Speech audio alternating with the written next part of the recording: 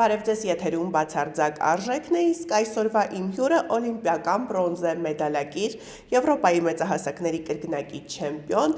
այժմ նաև միջազգային մրցավար Ռիփսիմե Խուրշուդյանն է։ Բարև ձեզ Ռիփսիմե։ Բարև ձեզ։ Շնորհակալ եմ, որ ընդունել եք հաղորդմանս մասնակցելու հրավերը։ Ես նույնպես շնորհակալ եմ հրավերի համար։ Զրույցը ուզում եմ սկսել ձեր մասնագիտության ընտրությունից,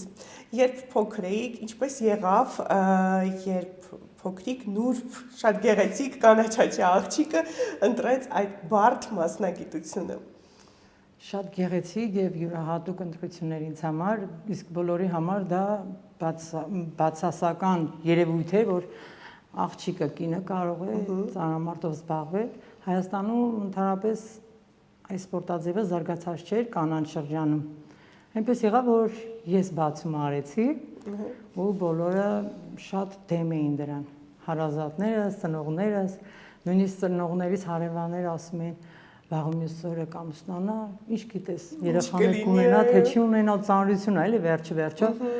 Մամաս օրը գիշեր լացում էր, մի գնա, բայց պապաս թույլ տվեց։ Ասեցի ես ժամանակին մարզվել եմ սպորտով, բայց առաջ չեմ գնացել։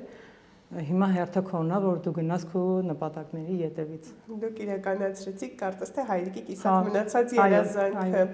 Ռիփսիմե, իսկ հետաքրքիր է այդ ընթացքում, երբ մայրիկը ձեզ համոզում էր ու դուք բավականին փոքր եք տարիքով, ի՞նչն էր ձեզ ուշ տալիս, որ չէ, ես պետք է գնամ, ի՞նչն էր գրավել ամենաշատը ձեզ։ Ոչ ճիշտն ասած ես էլ չգիտեմ, ոչ կարողանում էի դուրս գալ, ոչ կարողանում էի չգնալ։ Ինչ-որ մի բան կապում էր ինձ այդ սպորտաձևի հետ, երևի ի վերուս գրված էր, որ ես պետք է շարունակեմ այս սպորտաձևը։ Իսկ կարծում հայրիկն էր ոգեշնչողը։ Հա, այո։ Որ ասում եմ, պապաս չլներ, հաստատ առաջ չէի գնա,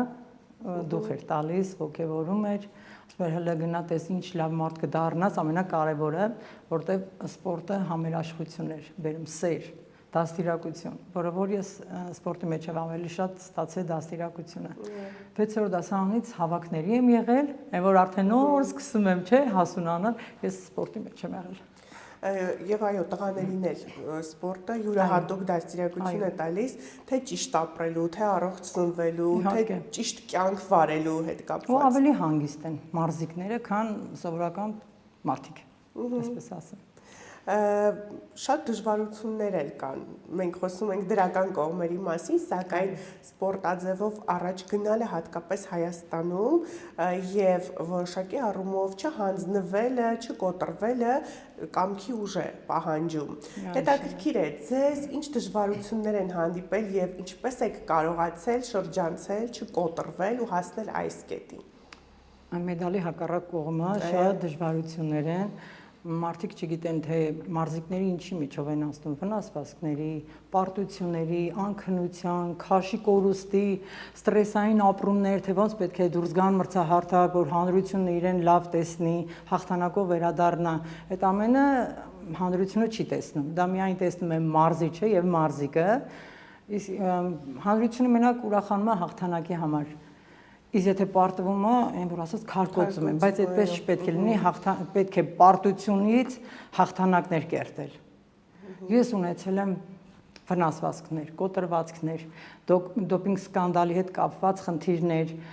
ինձ որակազրկեցին, չթողեցին 6 տարի ես մարզվեմ, ես 2 բալիկ ունեցա, հետ վերադարձա սպորտ, որովհետև այդ սպորտը իմն էր, իմ կյանքն էր։ Ասում եմ, ես այսպես չպետք է էլի ավարտեմ այս սպորտը, ես պետք է մաքուր անունս թողեմ ու դուրս գամ։ Ու ավելի բարձր նվաճումներով։ Ռիփսիմե, ես պատկերացնում եմ, թե ինչ հոգեբանական ստրես եք ապրել այդ ընթացքում, ձեր թույլտվությամբ, քանի որ արդեն ամեն բան անցյալում է եւ դուք կրկին ձեր տեղում եք, վերադառնանք կյանքի այդ փուլ։ Ինչ էիք անում, բացի որ մայր էիք, արդեն ընտանիք ունեիք եւ 2 երեխաներ լույս աշխարհ բերեցիք այդ ընթացքում, ինչպես էիք կարողանում ապրել առանց սպորտի։ Կարելի ասել ես չեմ ապրել այդ 6 տարի։ Օր ու գիշեր լացում էի։ Ասում էի ես ստեղծեմ այս սպորտաձևը ու ինձի անկապ անիմաստ տեղը թույլ չտան ես մասնակցեմ մրցումների։ չգիտեմ, հոգեբանական ստրես եմ ապրում, նույնիսկ մազերս էին սպիտակել։ Իսկ միգուցե դուք ավելի լավն էիք եւ կարելի է այսպես ասած վտանգ էիք ներկայացնում այլ մարզիկների կողմից։ Գիտեք ինչպես է եղել, ես երրորդ օլիմպիական խաղերով պետք է ներկայացնեի, հայտ էի տվել, որ երրորդին եմ գնում ու մեդալի ետևից։ Այնպես ստացվեց, որ բոլոր այդ երկրներից ընտրել էին լավագույններին ու ես ու Տիգրան Մարտիրոսյանը ընկանք հենց այդ հարվածի տակ։ Ես ու Տիգրան Մարտիրոսյանն էինք մեդալի հայտ ներկայացրել։ Դա էր խնդիրը։ Ցավոք այո։ Եվ երբ այդ օրերը անցնում էին 6 տարին, մի կյանք երկար, դուք էլ նշում եք, որ ամեն գիշեր լացում էիք, իրականում հավատում էիք, որ կարողանաք վերականգնվել, որովհետև հիասթափությունը շատ դեպքերում շատ է կոտրում մարդուն։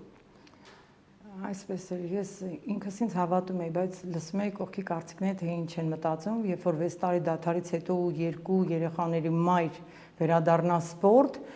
արդյոք կարող է էլի արդյունք ցույց տալ, մեդալներ նվաճել, բոլորը ասում են, դե լավ, արդեն արել, վերջացրել ես, քո պատմությունը կերտել ես, բայց ասում էի, չէ, ամենակարևորը իմ մարզիչի խոսքն է, ու մարզիչից հարց տվեցի, հավատում ես, ես մեդալով հետ կգամ, որ գնամ բան մրցումների, ասեց ես հավատում եմ։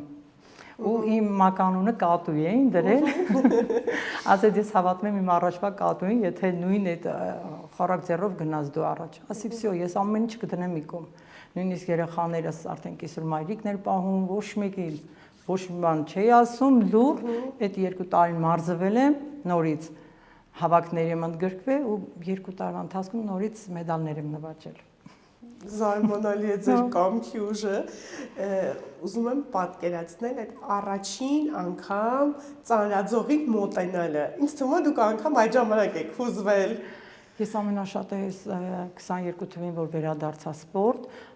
որ խոստացել էի, ես հետ եմ գալիս մեդալներով, սենց ու առաջին մրցումը երբ որ դուրս եկա, ոնց որ առաջի անգամ մրցում դուրս գայի։ Ոտերս դողում էր հարթակի վրա, ասում եմ Աստված իմ, նյուժելի ես եմ էլի, ես խոսք եմ տվել, բայց ես չեմ։ Այդ հարթակի վրա լրիվ ուրիշ մարդ է։ Հիմա իջել եմ, հուզվում եմ, ինձ ասում են մի հուզվի, որովհետև ես այդպես բաներ չեմ ունեցել էլի։ Ու այդ մրցմանը հասկացա, որ չէ, իրոքից դժվարություններ կան, պետք է լրիվ հավաքվեմ ու գնամ առաջ։ Ու առաջի հուզմունքս եղել է հենց 7 կիլոգրամ, երբ որ բարձրացրել եմ։ Ես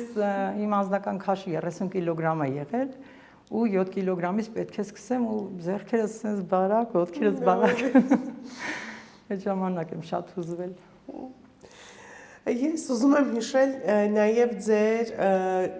2012 թվականի Summer Olympics-ը, երբ մասնակցություն ունեցաք, հիմա արդեն 2 տարիներ են անցել այդ մասնակցությունից, երբ հետ եք նայում, ինչպես եք գնահատում այն։ Վայ, մինչ օրս տղաս դնում նայում ու հուզվում, ասում եմ մամա, ես քո նման չեմպիոն եմ դառնալու, ու ես եմ նստում ու նայում, ասում եմ, ախ, Երանի այդ օրերը, ու շատ հաճույքով ես նայում ու վերապրում եմ այդ պահերը, որտեղ բոլոր մարզիկները, երբ որ նպատակ ունեն ու մտնում են սպորտաձևի մեջ, ինչ որ նրանց նպատակը պետք է լինի օլիմպիական խաղերը։ Իսկ մեդալը ստանալու շատ մարդիկ ասում են, հա, կարևորը մասնակցությունն է, չէ, մասնակցություն չի, կարևորը մեդալ նվաճելն է, որտեղ շատ դժվար է դա։ Այո։ Եվ կարծում եմ, որ յուրաքանչյուր մեդալ էլ ավելի ուժ եւ էլ ավելի առաջ գնալու մղում է տալիս։ Ու ես ուրախանում եմ, որ առաջիկին մարզիկն եմ եղել, որ նվաճել եմ օլիմպիական մեդալը։ Իրականում միայն հպարտանում էինք մենք այստեղ։ Ուզում եմ իմանալ ձեր կարծիքը, թե ինչպես է եւ ինչով է առանձնանում հայ մարտիկը միջազգային հարթակներում։ Ոյ, լավ հարց էր։ Ու ոչ մեկ չի տվել այդ հարցը, չեմ էլ մտածել, իսկ թվում է կամքի ուժով։ Մենք հայերս պայքարող Իհարկե, ենք։ պայքարող ենք ու հաղթանակի հետևից գնացող ենք։ Դուք հաղթանակներ շատ եք ունեցել, սակայն ամենահիշարժանը ուզում եմ կիսվեք մեզ հետ, վստահ եմ հիշում եք յուրաքանչյուր հաղթանակ, որովհետև որքան էլ որ դրանք անթիվ ու անհամար են, բայց հիշվող են։ Ունեմ 3 հաղթանակ, որը որ շատ տպավորված է ու հուզվում եմ միշտ, երբ որ հիշում ու նայում եմ։ Դա եղել է իմ առաջի միջազգային մրցումները 2001 թվականին, Պատանների Եվրոպայի առաջնություններ, երկրորդը օլիմպիական խաղերն էր, ու վերջինը, որ հրաժեշտ տվեցի, դա Եվրոպայի մեծահասակների առաջնությունն էր։ Ու ասեմ, որ 3-ն է բրոնզե մեդալ էին, մարդիկ ոսկե մեդալի համար էին ուրախանում, բայց ասեմ, որ իմ 3 բրոնզը ոսկու գին արժի, որովհետև ես կյանք եմ դրել դրա մեջ։ Իսկ վերջինը, այսինքն դուք այդ պահին, երբ հաղթանակը ունեցաք, դուք արդեն գիտեիք, որ դուք որակացել։ Չէ, այսպես է 2024 թվականին արդեն ես որոշել եմ, որ սպորտը հրաժեշտ եմ տալու, որովհետև տարիքը իրանա ասում է, մարզումների ժամանակ ես ինչքան ուզենայի ծանր քաշեր բարձրացնել, մկաներս արդեն փոկվում էին ու չեն ենթարկվում ծանրությանը։ Այդպես որոշեցինք մարզիչներով, որ իմ վերջին մրցումն է, տա Աստված, որ մեդալ նվաճեմ ու սիրուն նոտայով վերջացնեմ, բայց վերջի պահին ես լուրջ վնասվածք ստացա, 10 օրվա ընթացքում ինձ համոզեցին, հավաքեցին, թե ամոթ է, էլի, պետք է դուրս գաս, ասում եմ, ախր ես չեմ ուզում, գնամ ուղղակի մասնակցեմ։ Ես խոսք եմ տվել մեդալ, բայց արեք ասեք վնասվածք է ստացել ու ես դուրս չգամ։ Չէ, մենք հավատում ենք, դու վերջի օրն էլ կարող ես էլի վերականգնվել։ Ինչ վնասվածքի մասին եք։ Ոտքից մկաներ էլի փոկվել։ Այդպես ասի, դե որ մարզիչները ասում են, հələ մի հատ հավաքվի, էլի։ Հավատում են։ Այդ տիպի, հա, այդ տիպի վնասվածքներ, ասեն կոտրվածքներ եմ ունեցել ու գնացել եմ օլիմպիական խաղեր։ Ասի, ես ինչ է այս մկանը։ Ու այդպես դուրս եկա Եվրոպայի առաջնություն, այնպես ստացվեց, որ առաջի քաշ բարձրացնողը ինքը նվաճում է մեդալը։ Թուրք մրցակիցն ու մեր հայ մրցակիցը կրկնել են իմ բարձրացրած կիլոգրամները։ Ու ես կուլիսների ետևում լացում եմ, ասում եմ, ախր ես չի ուզում էլի, որ առանց մեդալ ավարտեմ սպորտս, այնտեղից ամուսինս իմ մարզիչն էր։ Գոռում ասում է, ախր դու մեդալ ունես, ասում եմ, ո՞նց կլինի, ինձանից շատ բարձրացրին, ասում է, չէ, երրորդ տեղ ես գրավել, հիմա ուրախանում եմ, համ լացում եմ, համ ուրախանում եմ, այն կողմից է թուրքն է լացում, տխրել է, թե որ լավ հաշվառ չէին արել, արդեն էդի գալիս էր իրանց մարզիչների սխալից, որ տվել են կրկնել։ Այդպես Ես կարծում եմ, Ռիփսիմը, դուք ոչ միայն մարզիկի օրինակ եք, այլ նաև կնոջ օրինակ եք, որովհետև տեսեք, դուք ներկայացնում եք իրավիճակներ, որ եթե յուրաքանչյուր կին իր մեջ ունենար այդ ուժեղությունը, կարծում եմ, մեր աշխարհը մի փոքր այլ կլիներ։ Ես այնպեսի բնավորություն ունեմ, եթե նպատակ եմ դնում, միջևերջ պետք է գնամ։ Նույնիսկ չստացվի, բայց պետք է փորձեմ, որ հասնեմ դրան։ Երևի դա է էլի իմ այդ բնավորությունը այդպեսին։ Հա, ինչ ասել եմ, երազել եմ, նպատակը դրել եմ, ասել եմ պետք է հասնեմ դրան։ Ինչ գնով ուզում եմ որ լինի։ Եվ այո, բացի կամքի ուժից, այդ լավատեսությունը եւ եթե դու ուզում ես, կարծում եմ շատ խոսում ես դրա մասին եւ թեկուզ մտքում դրա մասին ասում ես, հնարավոր չի դա չլինի։ Այդ լավատեսություն լավ ասեցիք, ես մի դեպք պատմեմ 2011 թվականին Եվրոպայի առաջնության ժամանակ մարզումներին բասկետբոլ խաղալիս կոտրեցի ոտքս։ Ուտեց հետ ընկա Եվրոպայից, բայց գնացի մրցումների երկրորդ տեղը բերեցի։ Դրա աշնան արդեն աշխարհի առաջնությունն էր, կոտրեցի թևս։ Ասում եմ, Աստված իմ, ես ի՞նչ ա կատարում, մի տարվա մեջ 2 կոտրված ու հաջորդ տարին օլիմպիական խաղերն է։ Ու ես ինձ համոզում եմ, ասում եմ, երևի Աստված սենց արեց, տեսնի, ես համբերություն ունեմ, կդիմանամ այս տանջանքներին, որ հաջորդը լավ բան տա ինձ, ու այդպես էլ եղավ, ու ես հավատում էի դրան։ Իրականում, այո, ոչինչ պատահական չի լինում։ Ռիփսիմը նշեցիք, որ ամուսինը ձեր մարզիչն էր։ Ուզում եմ մի փոքր վերադառնանք ձեր կյանքի անձնական շրջան, ինչպես եղավ, երբ հասկացաք, որ ոչ միայն մարզիչն է, այլ նաև այն մարդն է, ում հետ կապելու եք ձեր կյանքը։ Ամուսնուս հետ մենք մանկուց ենք ծանոթ, նույն գյուղում ծնվել, մեծացել ենք, նույն մարզադահլիճում մարզվել ենք, բայց այնպես չէ, որ ոչ էլ ասենք մտադրություն կար էլի։ Իր կողմից է։ Հա։ Իր կողմից է։ Հա։ Ու այդպես մրցումների ժամանակ գնացինք նույն մրցումների Եվրոպայի առաջնությանը։ Իրանք պարտվեցին, մեր քասախի տղաները բոլորը պարտվեցին, ես կրկին չեմպիոն դարձա։ Եվ քաղաքական խոսքեր, լավ, ոչինչ, Տարոն ջան, մյուս մրցումներին լավ կլինի, բան երևի այդից սկսվեց մեծ տերը։ Օդատարությունը ձեր գրավել։ Ու Իսպանիայի մեր դա։ Կանարյան կղզիներում։ Ռուսները սովորաբար ասում են այն կանայք, ովքեր որ ուժեղ են, իսկ դուք կարծում եմ կնոջ ուժեղ տեսակ եք, պետք է իրենցից ավելի ուժեղ տղամարդ գտնեն իրենց կողքին։ Ձեր դեպքում այդ տարիների ընթացքում, երբ պատկերացում չունեիք, որ տարոնն է լինելու ձեր ամուսինը, խոսքը միայն բնականաբար ֆիզիկական ուժի մասին չի, հոգեբանորեն եմ ես դա ասում, ինչ պատկերացնում եք, որ այո կունենաք ձեր կողքին այնպիսի տղամարդ, ում կողքը ռիփսիմեն իրեն կին կզգա։ Ես մենակ մտածում եմ, ասում եմ, այնպիսի տղամարդ պետք է ընտրեմ, որ սպորտը չասի։ Եթե համստանում ենք վերջ ավարտի սպորտը, ես մենակ այդ մտքից էի վախենում, ունեցել եմ ուզող տղաներ, որ եթե ամուսնանանք, ուրեմն վերջ, ասում եմ, ուրեմն վերջ դու քո ճանապարհով, ես իմ ճանապարհով, ես շնորհակալ եմ, որ ինքն է իմ կողքին։ Իսկ միշտ ասում են, չէ, դժվար է, երբ ամուսինները միտեղ են աշխատում, միտեղ են սովորում, շատ դժվարությունների եք դուք հանդիպում։ Մարզումների ժամանակ ինքը որ ասենք մյուս մարզիկների վրա բարկանում է, հետո շրջվում է ինձ ուզում բան ասի, ես ինձ պահում եմ, որ հանգարց չկոպտեմ, բան չասեմ, բայց գնում ենք տուն ու ռումբն գնում է երկուսից մեջտեղում։ Իսկ տան թեմաները տան թեմաները չէ, տան թեմաներից ինքը գործ չունի, բայց հենց սպորտի հետ կապված այնպես եմ անում, որ ես հաղթած դուրս գամ։ Ես հավատում եմ։ Ուզում եմ խոսենք նաև ձեր առօրյայի մասին մարզումների ժամանակ, ինչպիսին են դրանք։ Ես հիմա աշխատում եմ Հայաստանի ազգային օլիմպիական կոմիտեում, Գագիկ Ծառուկյանն է։ Երբ որ սպորտ ավարտեցի, ինքը ասաց, որ ցանկություն կա մեզ հետ աշխատես, ես էլ մեծ սիրով ընդունել եմ։ Հետո մարզիչ եմ, ունեմ մոտ 25-ից ավել սաներ, աղջիկ տղաներ ու միջազգային կարգի մրցավար եմ։ Մեր Ծանրամարտի ֆեդերացիայի կողմից եմ դա։ Իսկ այն աղջիկներին, ովքեր որ ուզում են անցնել ձեր ճանապարհով, ինչ խորհուրդներ եք տալիս։ Միանշանակ շատ լավ դրական խորհուրդներ ու ամենակարևորը ասում եմ հանկարծ հանրության կարծիքը այդպես չընկալեք, չընդունեք հենց սպորտաձևի հետ կապված։ Ճիշտ է, ընդունեք լավ կարծիքներ, բայց բացասականը չհավատակ, որովհետև այս սպորտաձևը շատ լավ սպորտաձև է, ինքը յուրահատուկ, դիտվող ու պահանջված սպորտաձև է։ Գիտեք, հետաքրքիր է որն է, որ մեր հասարակությունը երբ տեսնում է ծանրամարտիկին,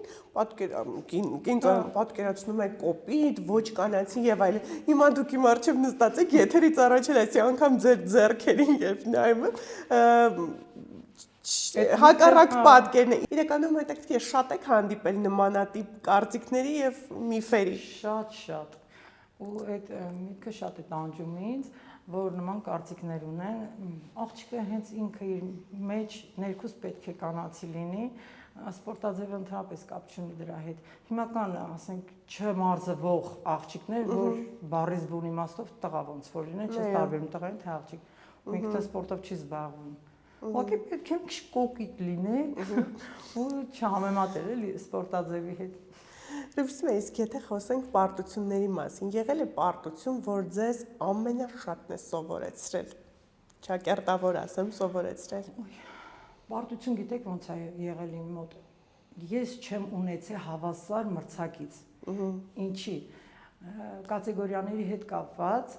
անձնական քաշս իմ միշտ թեթև է եղել։ Ես մրցավել եմ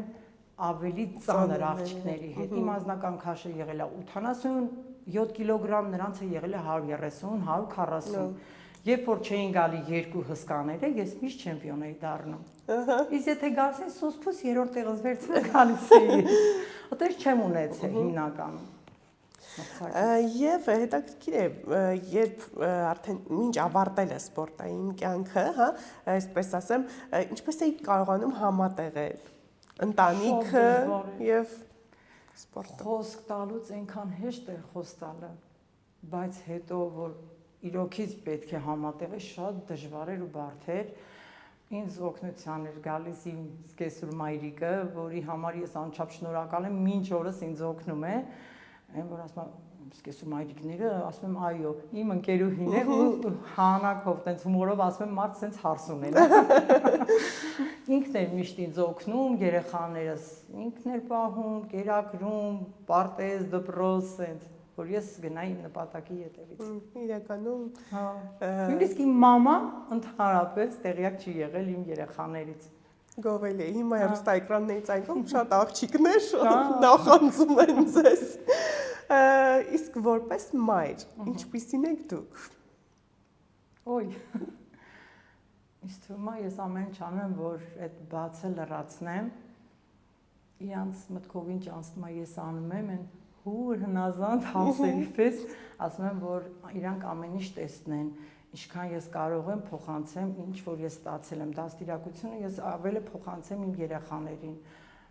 Պետք է որ լավ լինեն, որովհետև ես զգում եմ այդ լավը իրանք փոխանցում են։ Երեխաներից մեկը կարծես թե ձեր գեները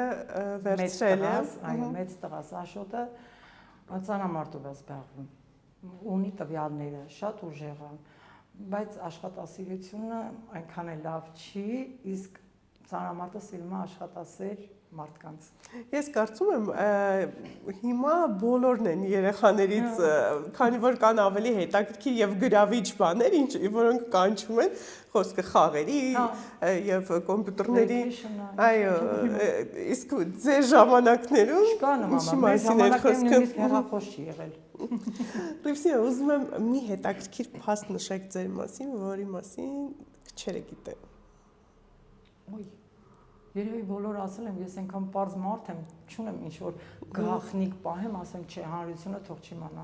Չունեմ նման բան։ Իրականում այդ բացն ու անկեղծը երևում է եւ հեռուստաէկրանից այն կողմ է կեղծը էկրանները ցույց են տալիս։ Ինչքան պարզ լինես, ինձ թվում է այդքան ավելի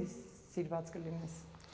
Ուզում եմ նաև իմանալ, թե ինչ եք սիրում անել մարզումներից դուրս, ձեր աշխատանքից դուրս առհասարակ, եթե ունենում եք ժամանակ։ Մարզումներից դուրս ընդհանրապես պասիվ հանգիստ եմ սիրում, այդ 25 տարի մարզվել եմ մեծանության ձայնը, շեղքը, այնքան արդեն հոգնած է, որ միշտ ուզում եմ պասիվ հանգիստ, երաժշտություն եմ սիրում լսել, եկեք էլ երեխաների հետ խաղալ։ Եվ ուզում եմ խոսենք բացարձակ արժեքի մասին, թե որն է ձեզ համար բացարձակ արժեք։ Ինձ համար դա ընտանիքն է։ Ընտանիքը, սերը փոխադարձ միմյանց նկատմամբ, հարգանքը, մեկ էլ ծնողներիդ, որ առողջ տեսնես։ Այո, առողջությունը։ Լիվսիա, շնորհակալ եմ գալու համար, շնորհակալ եմ անկեղծ զրույցի համար։ Ես նույնպես շնորհակալ եմ, շատ հաճելի էր։ Ինձ նույնպես։ Եթերում բացարձակ արժեքներ, կհանդիպենք։